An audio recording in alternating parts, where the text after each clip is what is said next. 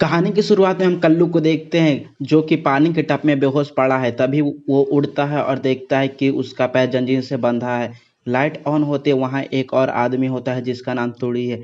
फिर कालू तुड़ी से पूछता है कि हम कहाँ हैं, तो तुड़ी बताता है कि मैं तो रात में मुठ्ठियां बरसाकर सोया था और उठा तो यहाँ जंजीर से बंधा हुआ। तभी टीवी पर एक गंदी शक्ल का गट्टू आता है और अब कहता है कि तुम्हें जिंदगी बचाने के लिए गेम खेलना होगा। गट्टू कहता है कि तुम अभी जहरीले गैस से चैम्बर में हो और तुम्हारे पास सिर्फ 1 मिनट है बचने के लिए। कल्लू की फटके 666 हो जाती है। तब वो देखता है कि ऊपर एक आरी टंगी है और एक बास्केट है। तूड़ी कहता है कि तुम्हें बास्केट में कुछ डालना होगा। तो कल्लू कहता है कि क्या डालूं, अपना घोड़ा डाल दूं। तब कल्लू को एक पत्थर मिलता है। वो उसे फेंकता है पर निशाना चूक जाती है और पत्थर जाकर तूड़ी को लग जाता है। तूड़ी कहता है कि भोसड़ी के उसे बास्केट में डाल, मेरे गेंद में नहीं। इस पर कल्लू बुरा मान जाता है और कहता है कि यू हर्ट माई फीलिंग। तूड़ी कहता है कि गांड मराए फीलिंग, हमारे पास बस 50 सेकंड है। कल्लू फिर से पत्थर फेंकता है। इस बार पत्थर बास्केट में जाती है और आरी गिरती है। वो दोनों आरी से जंजीर काटने लगते हैं। अब सिर्फ 30 सेकंड बचे हैं। अभी तक इन दोनों ने जंजीर को नहीं काट पाया। फिर कल्लू कहता है कि उस बुढ़े ने हमें बेवकूफ़ बनाया। तो तूड़ी कहता है कि शायद हमें जंजीर से अपने पैर को काटनी होगी। फिर तूड़ी अपने पैर काट लेता है और कहता है कि मैं बच गया, मैं अब आज़ाद हूँ। लेकिन इस बहन के पकौड़े ने तो अपनी दूसरी टांग काट ली। इस सीन शिफ्ट होती है, हम दल्ले को देखते हैं जो कि सुसाइड करने की कोशिश कर रहा होता है। तभी उसके बेड से एक लड़की निकलती है और कहती है कि इतनी जल्दी थक गए क्या। इस पर दूसरी लड़की निकलती है और कहती है कि इस बार तेल मत लगाना। फिर तीसरी लड़की निकलती है और कहती है कि मेरी पीछे से मारो। तभी दल्ले अपने रूम में जाता है और एक फोटो देखता है जिसमें उसे भूत दिखती है। ये देखकर दल्ले की 666 हो जाती है फट के और वो अपना नस काटने लगता है। तभी वहां पर दल्ली आ जाती है, इसकी गर्लफ्रेंड है वो। अब दल्ली कहती है कि मैं फ्री हूँ, चलो अब पूरा दिन घचाघच करेंगे। अब वो गलती से वाइग्रा की पूरी गोलियां जेम्स की तरह खा लेता है। उसका घोड़ा करोड़ों तोपों की सलामी देने लगता है। वो घोड़े को बैठाने की कोशिश करता है पर वो नहीं बैठ पाता। वो बालकनी से पिछलकर गलती से गिर जाता है और टपक जाता है। दूसरी तरफ हम लोहड़ीबाज को देखते हैं जो कि किरण से सामान उठाता है। वो दो कई दिनों से सोया नहीं था तो वो वहीं सो जाता है, जिस वजह से पूरी काम की गांड मार ली जाती है। इसकी वजह से वहाँ का मैनेजर लोहड़ीबाज की गांड मार लेता है। फिर लोहड़ीबाज एक बार में जाता है, उसे वहाँ उसके दोस्त मिलते हैं। अब लोहड़ीबाज के दोस्त से पूछते हैं कि क्या तुम्हें मेरी बीवी याद है। बड़े बाल वाला कहता है कि कैसे भूल सकता हूँ, पिछले हफ्ते ही तो उसे घोड़ी बनाया है। तभी ये कहता है कि तुम्हें फिशिंग पर जाना चाहिए, हम दोनों जब फिशिंग पर गए तो बहुत मछली पकड़ी थी। सीन फ्लैशबैक में जाती है जहाँ हम देखते हैं कि ये भोसड़ी का इसे अपने पास बुलाता है और अपने बम बुम बुलाता है, जिसके बाद ये इसे दबोच लेता है और दोनों डंडा डंडा लड़ाने लगते हैं।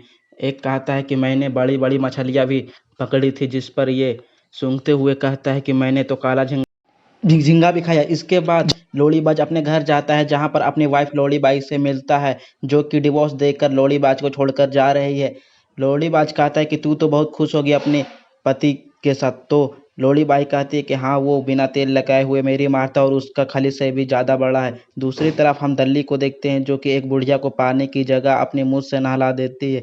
ऊपर से कुछ आवाज़ आती है तो दल्ली देखने जाती है। लाइट ना होने पर कारण दल्ली अपने लाइटर को जलाती है तो उसके पीछे एक बच्चे का भूत खड़ा होता है। अब भूत बच्चा चिल्लाने लगता है क्योंकि दल्ली ने उसका हाथ लाइटर से जला दिया है। दल्ली की फट के फ्लावर हो जाती है। अब वो बाहर आती है। अगले दिन लोहड़ीबाज एक गेंद फेंकता है जो कि सीधा जाकर दल्ली को लगती है। तो लोहड़ीबाज सॉरी बोलता है और कहता है कि मेरा बेटा चूतिया है इसलिए मैं परेशान हूँ। फिर पूछता है कि तुम्हारी फट के फ्लावर क्यों हो रखी है, जिस पर दल्ली कहती है घर के अंदर भूत को देखा मैंने। तभी दल्ली बताती है कि मैंने 2 शादियाँ की है और मेरे दोनों पति मर गए। अब मैं तीसरी शादी उसी के साथ करूंगी जो दिन रात भयंकर मजदूरी करे मेरे साथ। तभी भयंकर तूफान आ जाती है और जोर जोर से बिजली कड़कने लगती है। ये देखकर सभी की फटके 666 हो जाती है और लोहड़ीबाज दल्ली को लेकर घर आ जाता है। घर पर ये चूतिया ने अपने बेटी को बाहर ही छोड़ दिया है। लोहड़ीबाज कहता है कि बिजली तो बहुत खतरनाक है, पता नहीं ये किस पर गिरेगी। तभी बिजली उसकी बेटी पर गिर जाती है। फिर लौड़ीबाज कहता है कि कभी भी बिजली एक ही जगह पर 2 बार नहीं गिरती।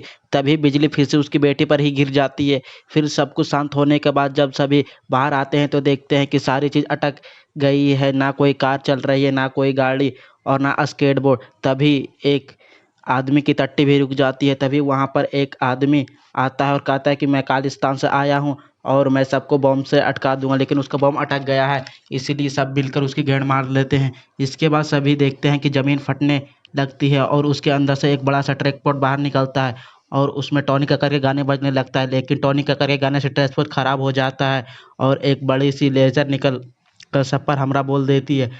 इस साइड दिल्ली एक घर में जाती है जहाँ पर किसी बच्चे का भूत मिलता है और भूत दल्ली से कहता है कि मुझे पता है कि अटैक को कैसे रोक सकते हैं। दल्ली कहती है कि कैसे।